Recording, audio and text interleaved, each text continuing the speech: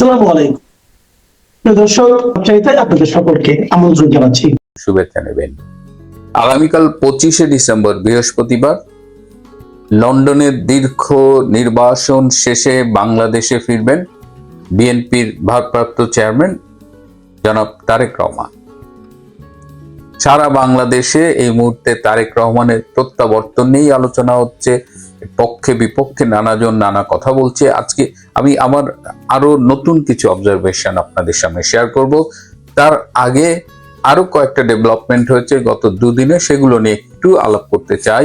আপনারা জানেন গত সোমবার ভারতের মার্কিন রাষ্ট্রদূত সার্জিও গার আমাদের বাংলাদেশের প্রধান উপদেষ্টা ডক্টর মোহাম্মদ ইউনূসকে ফোন করেছিলেন। সার্জিও গার শুধুমাত্র ভারতে মার্কিন রাষ্ট্রদূত নন, তিনি ডোনাল্ড ট্রাম্পের অত্যন্ত ঘনিষ্ঠ এবং মধ্য ও দক্ষিণ এশিয়ার ডোনাল্ড ট্রাম্পের বিশেষ দূত হিসেবেও কাজ করছেন। স্বভাবতই সে কারণে বাংলাদেশ তার কর্মক্ষেত্রের মধ্যে পড়ে। সার্জিও গার কি নিয়ে ফোন করেছিলেন ডক্টর ইউনূসকে, এটি নিয়ে আমরা কিছু কিছু বিষয় ইতিমধ্যেই সামাজিক যোগাযোগ মাধ্যমে পেয়েছি, কিন্তু সব ইনফরমেশন বোধ হয় আমরা পাইনি। যেমন একটা কথা আমরা শুনছি যে তিনি বলেছিলেন ডক্টর ইউনূসকে যে বাংলাদেশে একটি ইনক্লুসিভ নির্বাচন করতে, সকল রাজনৈতিক দলকে নিয়ে নির্বাচন করতে। এবং যখনই এটি সার্জিও গারই যে বললেন সেটি নয়, এটি ভারত একাধিকবার বলেছেন এবং ভারতকে আমাদের পররাষ্ট্র উপদেষ্টা মোহাম্মদ তৌহিদ হোসেন একবার তিনি বলেছেন ভারত প্রতিবেশী দেশ হিসেবে বলার কে, বা তারা কেন বলবে বাংলাদেশ কিভাবে নির্বাচন করবে। কিন্তু কেবলমাত্র ভারত না, এই যে কদিন আগে কমনওয়েলথের সেক্রেটারি জেনারেল এসেছিলেন কমনওয়েলথ অ্যাসোসিয়েশনের, তিনিও কিন্তু বলে গেছেন বাংলাদেশে একটা ইনক্লুসিভ ইলেকশন করতে। এবং তিনি এও বলেছেন যদি ইনক্লুসিভ ইলেকশন না হয় তাহলে কমনওয়েলথভুক্ত দেশগুলো এই নির্বাচনে সহযোগিতা করবে কিনা সেটা তারা বিবেচনা করে দেখবে। আমাদের অস্ট্রেলিয়া থেকেও কিন্তু অস্ট্রেলিয়ান সরকার বাংলাদেশ সরকারকে একটি ইনক্লুসিভ নির্বাচনের পক্ষে বলেছে। এবং আমরা গত 30শে সেপ্টেম্বর আমরা কয়েকজন অস্ট্রেলিয়ার একজন মন্ত্রীর সাথে দেখা করেছিলাম এবং সেখানে বাংলাদেশের ডক্টর ইউনূস রেজিমের বিভিন্ন বিষয় নিয়ে আমরা আলোচনা করেছিলাম। তার পরিপ্রেক্ষিতে সেই মন্ত্রী আমাদের কাছে একদম লিখিতভাবে দিয়েছেন, সেই চিঠি আমার কাছে আছে। কনফিডেন্সিয়ালিটির জন্য আমি সেই চিঠিটা আপনাদের দেখাতে পারছি না। সেই চিঠিতে অস্ট্রেলিয়ান সরকারের পক্ষ থেকে সেই মন্ত্রী ক্লিয়ারলি লিখেছেন যে তারা বাংলাদেশে একটি free, fair, inclusive and participatory একটা নির্বাচন চান। সুতরাং এই যে তৌহিদ হোসেন যখন বলেন যে বাংলাদেশের নির্বাচন কেমন হবে এটা নিয়ে ভারত কেন কথা বলে, তিনি আসলে পুরো সত্যটা বলেন না। যে কেবল ভারত নয়, সারা পৃথিবী বলতে গেলে যে একটা দেশ, হয়তো তুরস্ক বা পাকিস্তানের মতো এরকম দু একটা অনুল্লেখ্য দেশ ছাড়া সবাই চাচ্ছে বাংলাদেশে একটি ইনক্লুসিভ ইলেকশন হোক। সার্জিও গার সে কথাটাই বলেছেন। সার্জিও গার আরো কিছু গুরুত্বপূর্ণ কথা বলেছেন, তার মধ্যে গত সম্ভবত 17 এবং 18ই ডিসেম্বর চীনের দুটো টিম বাংলাদেশে ঘুরে গেছেন, একটা ডিফেন্স টিম, একটা ট্রেড টিম। সম্ভবত আমেরিকা এই ইউনূসের চীনের সাথে অতিরিক্ত মাখামাখিটা পছন্দ করছে না এবং স্পেসিফিক্যালি এই দুটো টিমের বাংলাদেশ ভিজিট নিয়ে সার্জিও গার ডক্টর ইউনূসকে প্রশ্ন তুলেছেন। ডক্টর ইউনূস বলেছেন এগুলো পূর্ব নির্ধারিত ভিজিট ছিল, তিনি ঠেকাতে পারেননি। কিন্তু আমেরিকা এই প্রশ্নের উত্তরটি গ্রহণ করেনি, কারণ ইউনূস যে চায়নাকে নিয়ে ভারতের বিরুদ্ধে খেলতে গিয়েছে এবং পাকিস্তানকে নিয়ে খেলছে, এই বিষয়গুলো তো খুব ওপেন সিক্রেট। এছাড়াও এই যে সম্প্রতি উসমান গনির যে জানাজা সেইখানে এবং তার মৃত্যুকে কেন্দ্র করে শাহবাগে সেখানে দুজন চিহ্নিত জঙ্গিকে দেখা গেছে, একজন হলো জসিমউদ্দিন রহমানিয়া আর একজন আতাউর রহমান বিক্রমপুরী।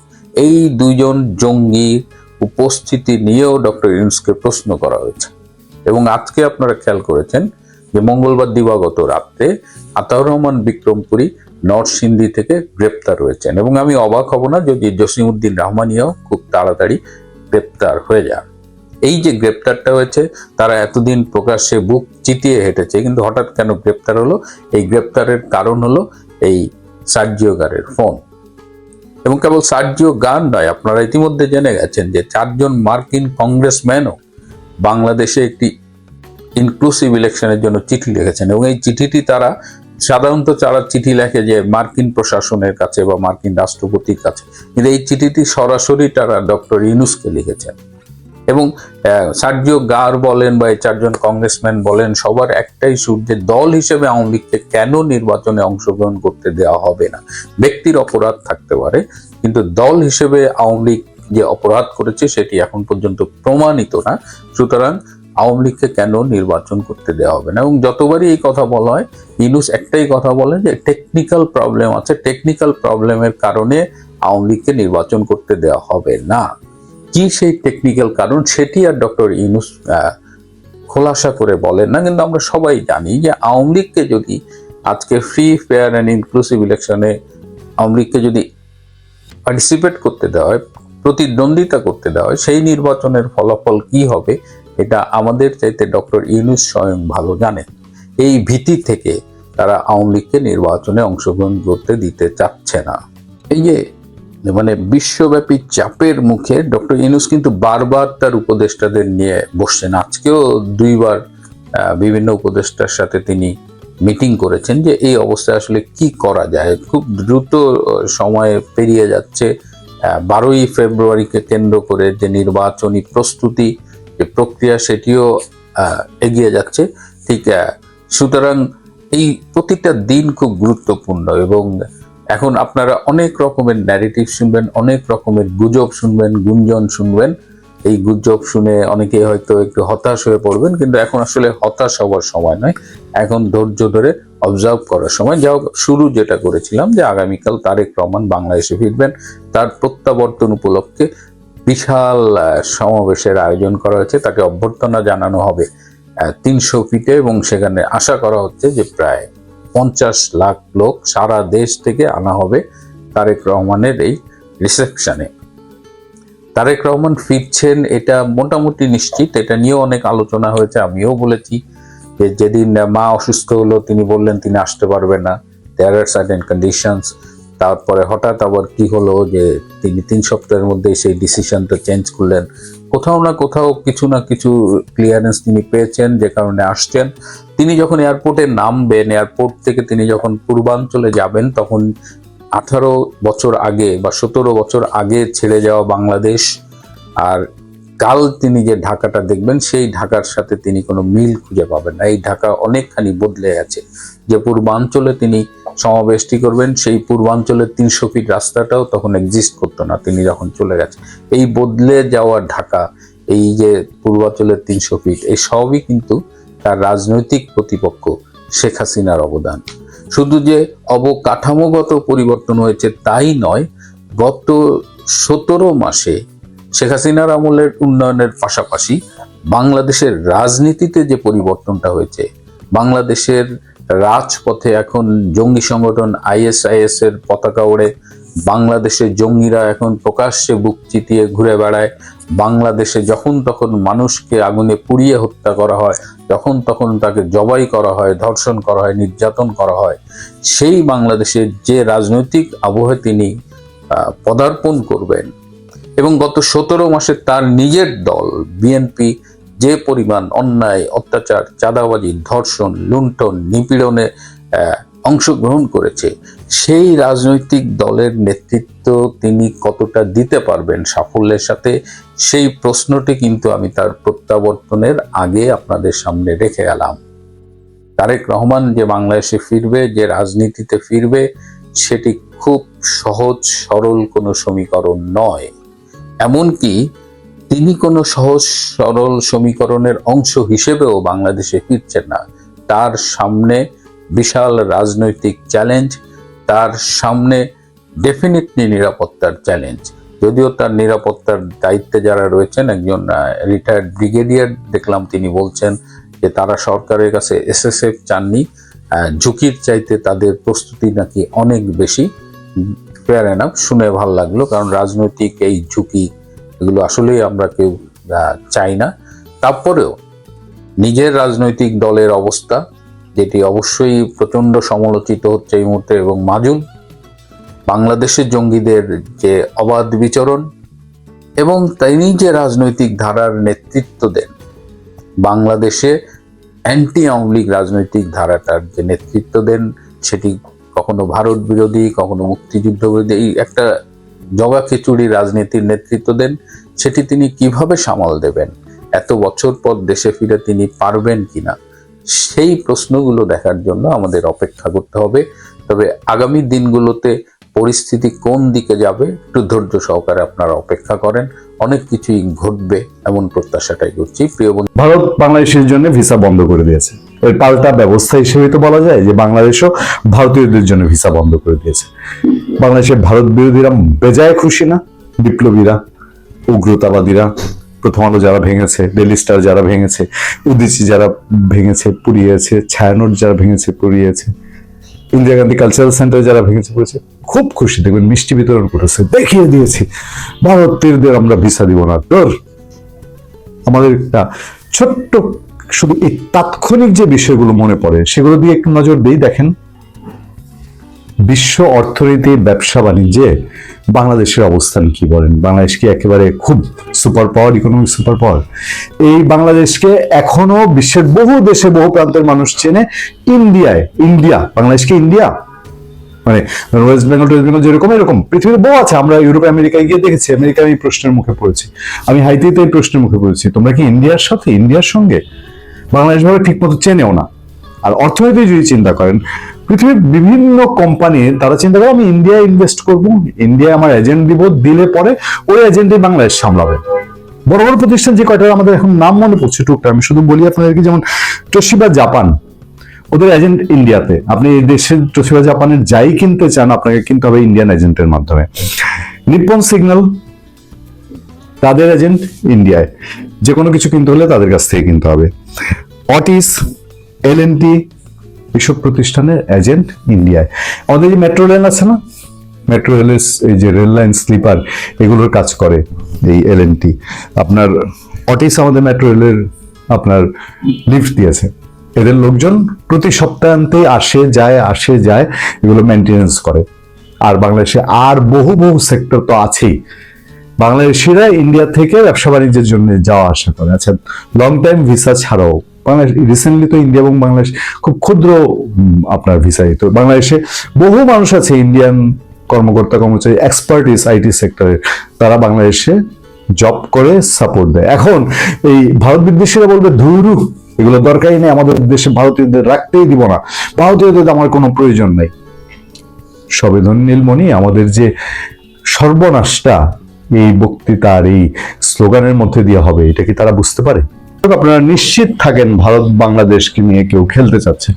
এটা পাকিস্তান বা তার কি হোক বা অন্য কেউ হোক, সুপার পাওয়ার অন্য কেউ চাচ্ছে বাংলাদেশের সাথে ভারতের একটা বড় গ্যাঞ্জাম লাগুক। এটা সোজা সাপটা বললে এটারে যুদ্ধের দিকে নিয়ে যাওয়া যায় কিনা, মানে সামরিক পর্যায়ে নিয়ে যাওয়া যায় কিনা, এতে কোনো রকম কোনো সন্দেহ নেই।